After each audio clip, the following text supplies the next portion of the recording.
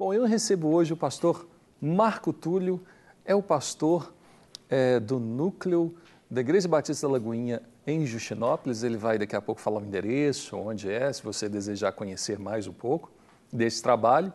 Mas ele também desenvolve e ele está presente com o pastor Gustavo toda a última quarta-feira de cada mês no culto Homens e Mulheres Diante do Trono. Então é um trabalho que começou há praticamente um ano atrás, comemoramos um ano agora há pouco tempo, e que tem levado os homens a ser homem de verdade, como diz, antigamente dizia muito isso, né, Marco Túlio? Ser homem com H, não é? Homem com H.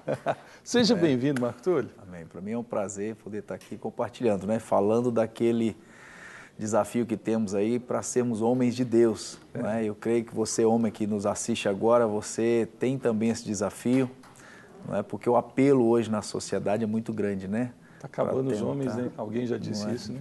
É. O homem está escasso hoje, né? O homem está escasso. Mas é um desafio que é possível, não é? Você ser um homem segundo o coração de Deus diante de uma sociedade tão corrupta, né? Tão perversa como tem sido hoje. E o homem, por ser esse produto escasso hoje, ele tem sido bombardeado, né? Com as tentações, com os assédios, né? Mas é possível ser um homem segundo o coração de Deus. E nós temos visto tantos homens hoje na igreja, né? Se tornando homens assim, e chegam totalmente desnorteados porque vivem um cenário assim, não é? Foram criados sem referência, com esse princípio igual identidade. Você disse. Isso. Homem que é homem não chora, não é? Aquele incentivo de que o homem tem que ser macho, tem que ser rude. Queria até te perguntar isso, Marco Túlio. Homem chora? Olha, Jesus é a nossa inspiração, né? E o próprio Jesus chorou, né? É o menor texto da Bíblia, né? Não é? É o menor versículo da Bíblia. Jesus chorou. E homem chora porque quando ele reconhece que Deus é tudo na vida dele, quando ele se redime, quando ele se quebranta, quando ele entende que Jesus é o caminho, a verdade e a vida, quando ele reconhece a sua insignificância, né, a sua pequenez diante do Senhor, a sua necessidade, aí ele apela para esse Deus tremendo e não tem esse homem que não chore, né, diante de um Deus tão grande. Chorar na presença de Deus é maravilhoso, não é bom verdade? Demais, não é? E é isso que é a chave da vitória, esse quebrantamento. Tem até uma música, né, de um cantor famoso, Mato Nascimento, que ele diz assim, que a vitória vai chorando, geme e chora. Não é esse choro mesmo, de ir lá pro pó mesmo, e o homem que é homem, ele chora mesmo. Marco Túlio, o trabalho de homens em parceria com o Gustavo, Homens e Mulheres Diante do Trono, a gente percebe que tem dado assim, muitos frutos. Tem. Você percebe uma mudança na vida desses homens, sendo restaurados na sua integridade, sendo restaurados na sua paternidade ou na sua identidade? Ou seja, eu sei que eu sou homem, eu assumo meu lar, ou eu sei que eu preciso trabalhar, sou um provedor. Você percebe essa mudança na vida deles a partir do trabalho de uma vez por mês, né, um culto, uma mensagem específica? Tem sido muitos testemunhos lá. Né? E o retorno tem sido, de fato, positivo, porque nós temos pegado aquela linha de colocar o homem para entender, né, o seu papel dentro do contexto familiar, na sociedade, o homem em Deus, o homem à família, não é? Então a gente tem visto homens se posicionando mesmo, homens que não tinham conhecimento, né, dos seus papéis dentro da sociedade, dentro da família, no lar, no tratamento com a esposa, como pai. Então, a gente tem visto isso, porque nós temos incentivado os homens a se envolverem nos grupos pequenos. Não é? Então, é aquele homem que no passado ele tinha o seu grupo de amigos dentro de um boteco. Então, eles ficavam ali sentados numa roda e contando, roda de escarnecedores, né? Sim. E aí ele se converteu, conheceu a Cristo, então ele agora veio para a igreja. E muitos homens, eles ficam deslocados, porque ele não tem mais aquele grupo de amigos, né, entre aspas, que era aquela turma do bate-papo. Esse pode ser um desafio, porque se nós temos homens que têm uma cultura de ter o seu grupo de amigos rodeado por uma cerveja, um barzinho, alguma situação fora do próprio ambiente familiar, e ele tem uma experiência com Deus, e aquilo para ele é muito bom, porque ter a experiência com Deus traz vida para a gente. Justamente. Mas, ao mesmo tempo, a pessoa vive um conflito, e é o desafio de encarar essa mudança. poxa, eu vou deixar os meus amigos de lado e agora eu vou passar a andar sozinho. E em alguns momentos ele até assume, não, a igreja fica muito chata para mim porque lá eu não conheço ninguém. E aí esse trabalho de ter grupos menores, ou seja, a igreja na sua a essência, ela é tão grande que ela consegue encher um templo, mas ao mesmo tempo ela se manifesta de uma forma também pequena a ponto dela caber dentro de uma casa. Aí vem a ideia, ou vem a estratégia, ou o que acontece hoje em nossa igreja, que é o grupo pequeno. Então esse homem que tinha antes os amigos aqui, e que agora ele passa a se reunir em uma igreja, e ele entende que a vida dele foi transformada, ele vai para a sua casa e convida esses próprios amigos para experimentar o próprio Deus que ele experimentou. Isso na casa dele, é isso que você diz, grupo pequeno? Esse grupo pequeno acontecendo na própria casa dele, ou do contrário... Ou na casa de outra pessoa, né? Ou nós temos uma reunião que acontece todas as segundas-feiras, às 19h30.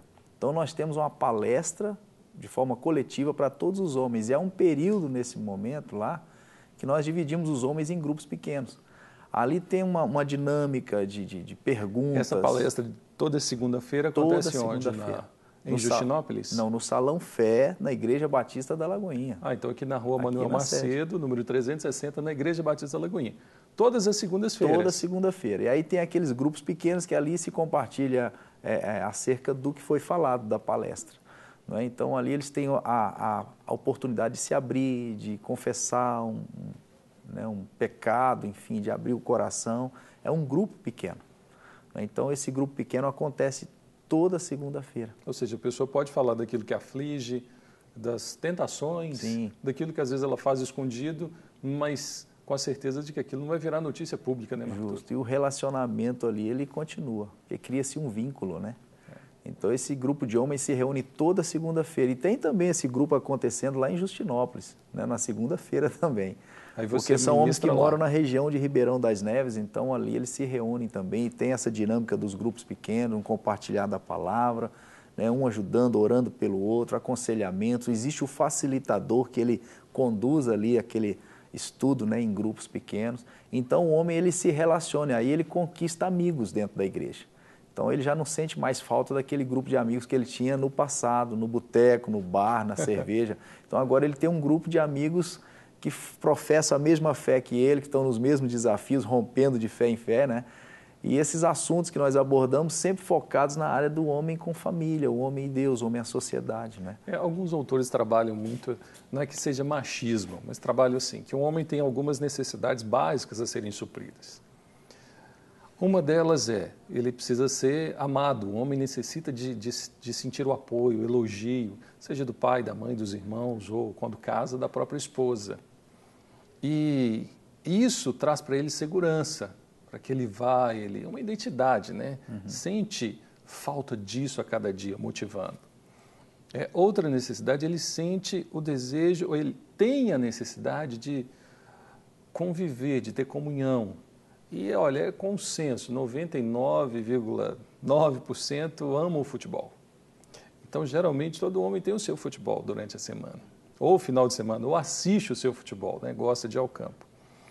E a gente percebe o seguinte, em alguns momentos, a esposa ou a família, ela tem aquele desejo de que essa pessoa tenha uma experiência com Deus. E ela mude a história dela. Mas, ao mesmo tempo, parece que não compreende que ele tem aquela vida e que ele gosta daquela vida. Como é lidar com esse desafio, Marco Túlio? Porque alguns entendem assim, poxa, se eu aceitar esse desafio, se eu for lá, eu vou ficar fanático numa igreja, acabou. Posso assistir futebol, posso jogar futebol, ou mandar eu fazer algumas coisas que eu não gosto, eu vou ser um mané. Entende? Nessas palestras, você já percebeu pessoas que vinham com esse pensamento e foram mudadas na sua forma de pensar? Mais de 90% do homem ele vem com essa linha de pensamento. Ele vai porque alguém mandou ele. Ele não consegue entender como é que pode alguém não tomando cerveja, não fumando, não estando em prostituição, ser feliz e dar risada e sorrir. Nós fizemos um fórum, o último fórum que fizemos, o tema foi o homem além do churrasco e do futebol. Uau, que tema então, bom, o tema rapaz. Foi esse. Então, aí, ou seja, as possibilidades... Podia ser perguntar, tem vida além do churrasco e futebol? Isso. Tem vida, tem alegria, tem sorriso, tem prazer, não é? Tem contentamento, tem relacionamento, tem amizades, não é? Então é possível o homem viver, não é, sendo um cristão, andando nos princípios da palavra de Deus e ser um homem feliz, um homem bem-sucedido, um homem que relaciona, que tem amigos, é possível, não é? Nossos o churrasco que a gente proporciona, né? Então, o alvo é trazer muitos homens que não conhecem a Cristo. Então, quando eles veem aquela turma de homens jogando futebol, fazendo churrasco, dando risada, não é? E eles ficam por entender, mas como? Se vocês estão todo mundo careta, né? Ninguém bebeu, ninguém não tem mulher aqui, vocês conseguem ser felizes assim? Me expliquem isso. E aí eles ficam impactados. Então, essa reunião de homens, ela tem surtido muito efeito. E isso tem trazido para nós, como prova, né, as opiniões, aliás, os depoimentos das esposas. Ou seja, ela tem marido melhor. O que vocês fizeram com o meu marido lá nesse encontro de vocês lá? Porque o homem está mudando da água para o vinho, né? E muda tudo, em todos os tipos de relacionamento que ele tem com a sua família. O homem ele tem um desafio, né? Ele é chamado para ser o sacerdote, o cabeça do lar, o profeta, um pai segundo o coração de Deus, um provedor financeiro, né? Ele é chamado para ser o líder, né? Um líder que exerce essa liderança por intermédio do exemplo. Então, o homem tem esse chamado.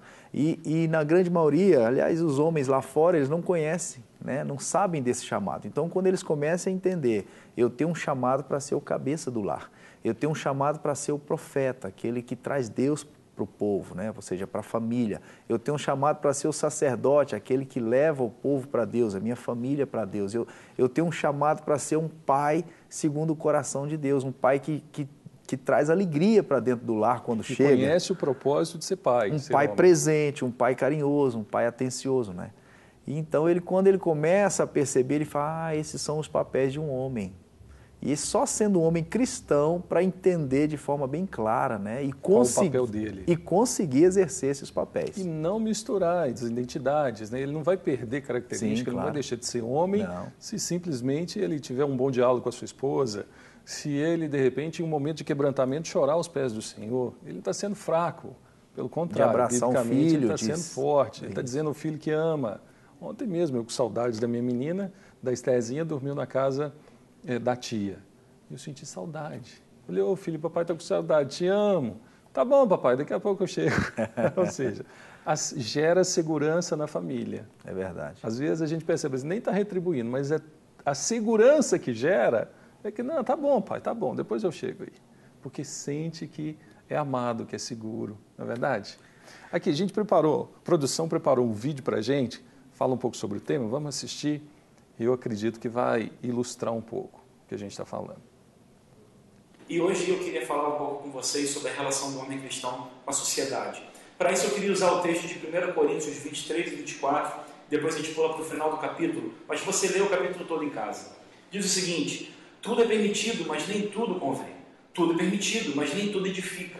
Ninguém deve buscar o seu próprio bem, mas sim o dos outros.